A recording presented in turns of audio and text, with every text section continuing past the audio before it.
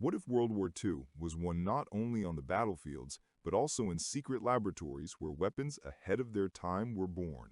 And what weapon, capable of penetrating meters of concrete, was called a thunder toy? Prepare to learn the truth. You will discover how engineers and scientists created weapons that not only changed the course of battles, but still remain the most destructive legacy of that era. World War II seems to have been studied inside and out.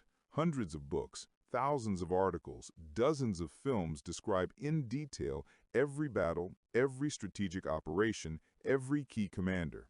However, even decades after its end, there remain areas that long remained behind the scenes, overshadowed by great armies and heroic battles.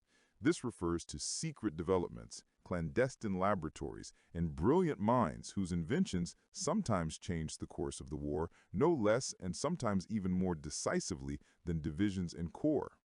The Allied victory is not only a triumph of soldiers' courage and commanders' genius, but also an overwhelming victory for the scientific community that worked in strict secrecy to create superweapons. For many decades, the world only knew about generally accepted facts, massive amphibious operations, tank wedges, air battles, but behind the scenes of these grandiose events, another war was unfolding, a war of intellect, innovation, and technology. This hidden struggle began long before the world saw the first large-scale clashes. As early as 1940, when storm clouds gathered over Europe and Britain faced the threat of invasion, the British government took an unprecedented step. Leading British scientists were sent to the United States. Their mission was clear: to accelerate the creation of fundamentally new, unprecedented weapons that could shift the balance of power. This operation, shrouded in secrecy, became a precursor to what would later be called the War of Hidden Laboratories. It began before the open battle of the Atlantic erupted, and its consequences were far more global than could have been imagined. At a time when ordinary people read frontline reports and soldiers prepared for another attack, work on projects that today seem fantastic was underway in mysterious, isolated laboratories on both sides of the ocean. Rumors circulated that scientists were discussing the creation of a bomb that could flood an entire city. Imagine the power capable of wiping out an entire metropolis with a single strike. These conversations probably seemed insane even to those who had them, but they reflected the true scale of the ambitions and desperation of those days. It was in these secret facilities that the foundations of future victory were laid, where every formula, every drawing, and every experiment brought the Allies closer to dominance. The Allied victory in World War II is a complex, multifaceted phenomenon. It cannot be explained solely by superiority in manpower or the number of tanks. It was a victory where science and technology played no less and sometimes even more decisively than divisions and corps. It was a time when the best minds of humanity, under the pressure of war, made incredible discoveries that changed the world forever. And today, we are beginning to lift the veil on these forgotten pages of history to understand the true cost and methods that led to one of humanity's most significant victories. Project Manhattan, atomic weapon. When talking about secret weapons that changed the course of the war, it's impossible to overlook the Manhattan Project. This name, now widely known, was once a deep secret, concealing the largest and most ambitious scientific program in human history. Beginning as a series of preliminary contacts between scientists and the military as early as 1940, the project officially launched in 1942. Its goal was to create a weapon that could end the deadliest war. The idea of creating an atomic bomb was born out of fears that Nazi Germany might be the first to develop such a weapon. This fear spurred the American government into unprecedented investments in nuclear physics research. Thousands of scientists, engineers, technicians, and workers were drawn into the work under conditions of strict secrecy, not always understanding the true purpose of their efforts. Entire cities were built in vast, hidden territories such as Los Alamos, Oak Ridge, and Hanford, designed to create components for the new weapon. Among the engineers and scientists working on the project, many anecdotes and stories circulated which helped to relieve the tensed atmosphere and concealed the true scale of their work. One such story was that the bomb is much more dangerous than the general himself, a hint at General Leslie Groves, the military head of the project, known for his harshness and uncompromising nature. These jokes were not just a way to relieve stress, but also part of the culture of secrecy that enveloped the entire project. When the day of the first test explosion, codenamed Trinity, arrived, even for most of the scientists directly involved in the project, it came as a shock. Generators were set up in the New Mexico desert, and groups of scientists, including Robert Oppenheimer, the scientific director of the project, watched the horizon intently. Many of them did not believe in the predicted power of the explosion. Preliminary calculations were impressive, but reality surpassed all expectations. When a gigantic nuclear mushroom cloud rose above the desert, illuminating the sky brighter than the sun, and the shock wave traveled hundreds of kilometers, it became clear that the world had changed forever. Some physicists observing the spectacle were overwhelmed and even frightened by what they had created. It was at that moment, witnessing this apocalyptic spectacle, that Robert Oppenheimer uttered his famous quote from the Bhagavad Gita, "Now I am become death, the destroyer of worlds." These words became a symbol of the realization of the enormous responsibility and unpredictable consequences that atomic weapons carry. The Manhattan Project achieved its goal, but at the cost of birthing a new era, the era of nuclear weapons, which forever changed the geopolitical landscape and methods of warfare. The results of this project not only changed the course of World War II, but also laid the foundation for the Cold War and the new arms race. New generation bombs, BLU-109, GBU-28, and massive ordnance penetrator. While scientists were working on the atomic bomb, engineers and designers were no less diligently striving to develop other types of superweapons capable of addressing specific battlefield challenges. Among these developments, penetrating and guided aerial bombs held a special place, true toys that turned enemy fortifications and entire fleets into ruins. These bombs were a response to the need to destroy deeply located and protected targets that were inaccessible to conventional high-explosive charges. One such development was the BLU-109 bomb. Its appearance marked a true breakthrough in airstrike tactics. Thanks to its design and materials, the BLU-109 is capable of penetrating up to 2 meters of reinforced concrete. This meant that deep bunkers, command posts, and underground storage facilities, previously considered invulnerable, could now be destroyed from the air. It was followed by the GBU-28, which surpassed its predecessor in penetration capability, breaking through up to 6 meters of concrete. Imagine 6 meters of reinforced concrete is a wall capable of withstanding colossal loads, but against the GBU-28, it proved powerless. But the true monster among non-nuclear munitions was the GBU-57, also known as the Massive Ordnance Penetrator, MOP. This is the most powerful non-nuclear bomb in the U.S. arsenal, created specifically for the destruction of highly protected and deeply buried objects. Its deployment is capable of completely destroying underground nuclear facilities, heavily fortified command centers, and other strategically important targets. This bomb is the pinnacle of engineering thought aimed at overcoming any defensive structures. It can literally bore its way through layers of earth and concrete to strike at the very heart of enemy infrastructure. During operations involving these bombs, rumors circulated about the use of electronic decoys to disorient the enemy. These decoys likely represented early forms of electronic warfare, which created false targets on enemy radars or suppressed their detection systems, allowing bombers to deliver their deadly payloads unhindered. This added an element of unpredictability and terror for those under attack. It is particularly noteworthy that Japanese sailors, confronted with the destructive power of these bombs, dubbed them Thunder Toys. This nickname likely reflected both the unusual shape of the bomb and its truly destructive power, comparable to a sudden and overwhelming strike of nature. This apt name highlighted how unexpectedly and effectively this weapon operated against their fortifications and ships. American night hunters, Gato and Palau-class submarines. While new types of bombs dominated the skies, a not less dramatic and secret war was unfolding underwater. American submarines of the Gato and Palau class became true night hunters, invisibly and mercilessly destroying the Japanese fleet. Their role in the Pacific campaign was immense, and they were one of the key elements of the Allied success against Japan. These submarines were the pinnacle of engineering thought of their time. They possessed excellent autonomy, powerful armament, and, most importantly, the ability to operate undetected. Given the imperfect radar systems of that era, especially at night, these submarines became true ghosts. It was extremely difficult for Japanese sailors to detect and track them, which gave American submariners a huge tactical advantage. They went on night combat patrols, using darkness as their ally, approaching enemy convoys and ships to deliver deadly blows.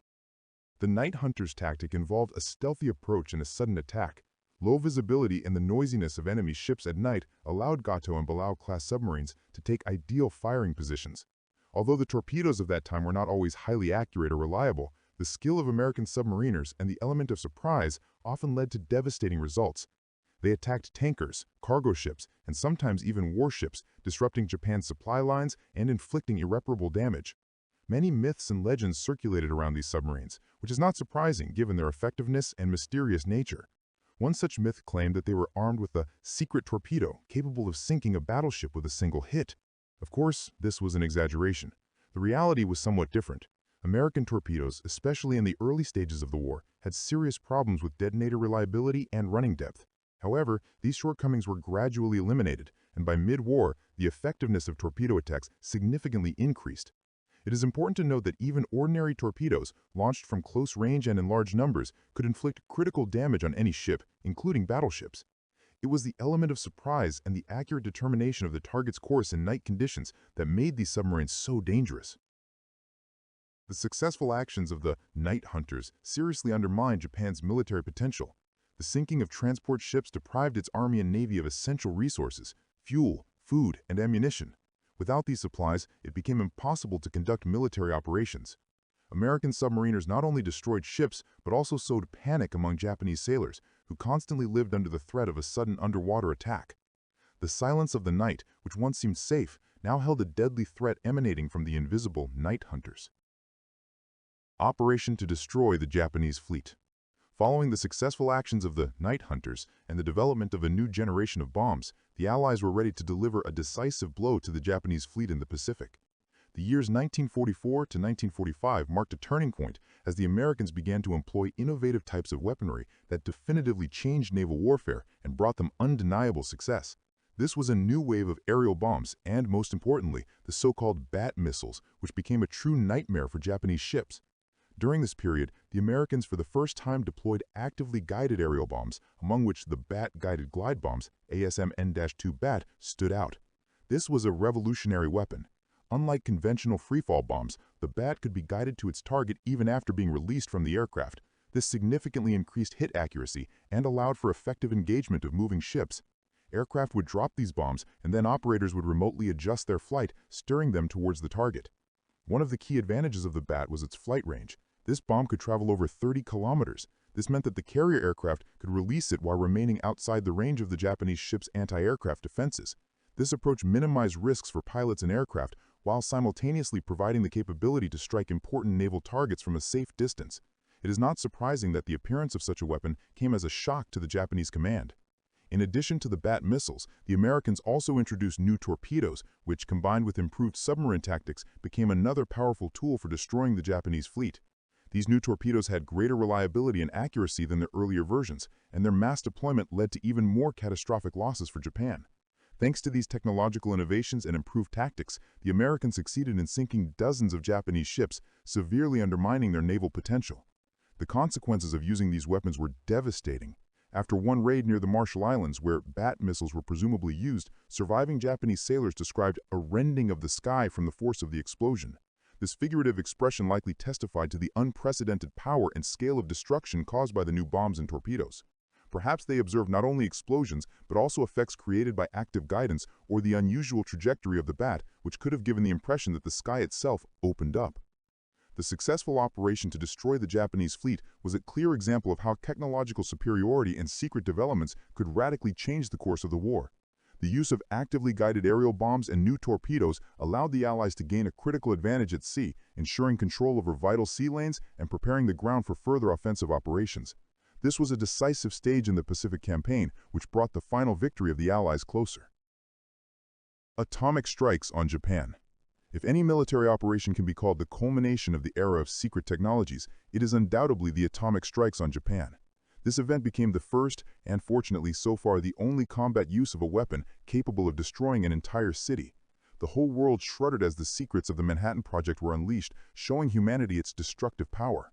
On the morning of August 6, 1945, an American B-29 bomber named Enola Gay rose into the clear sky over the peaceful city of Hiroshima.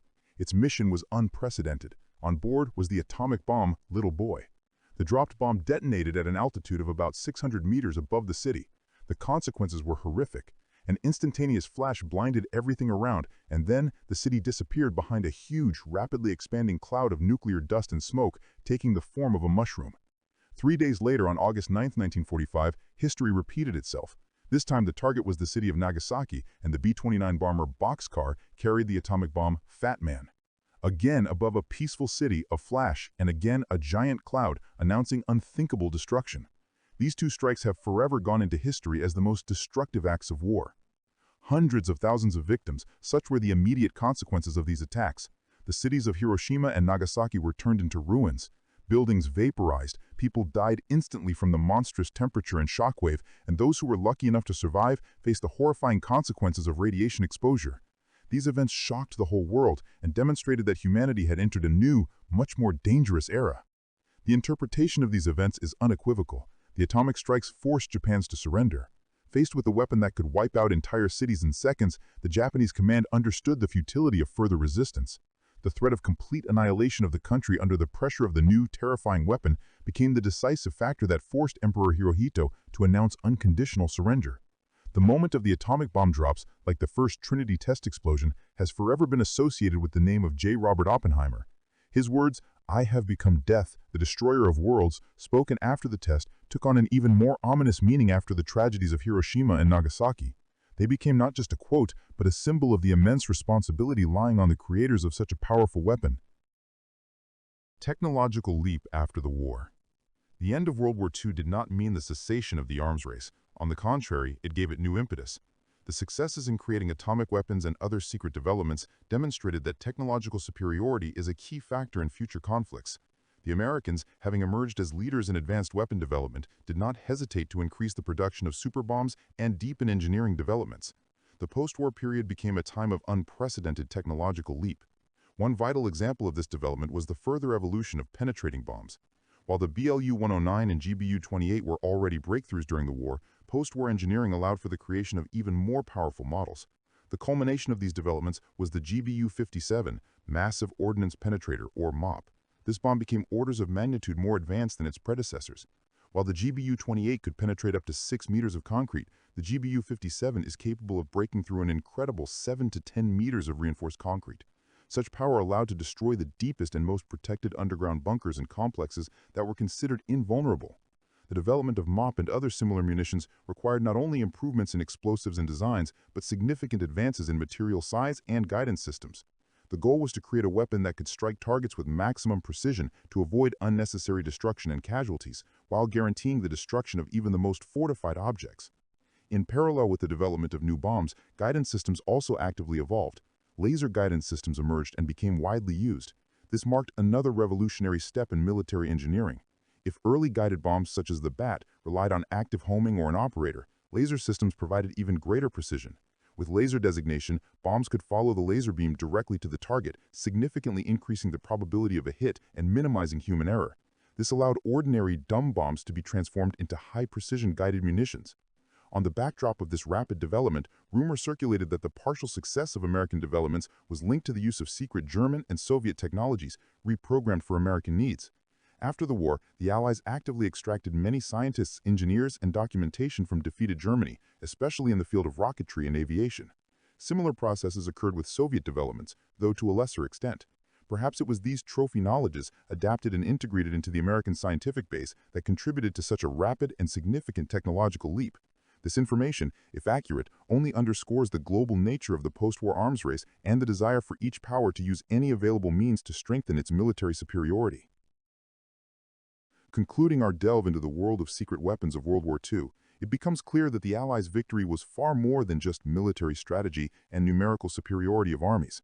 It was at its core a war of innovation, a war of intellects where technological surprise and hidden weapons sometimes played a decisive role, capable of changing the course of operations in a matter of hours or even minutes.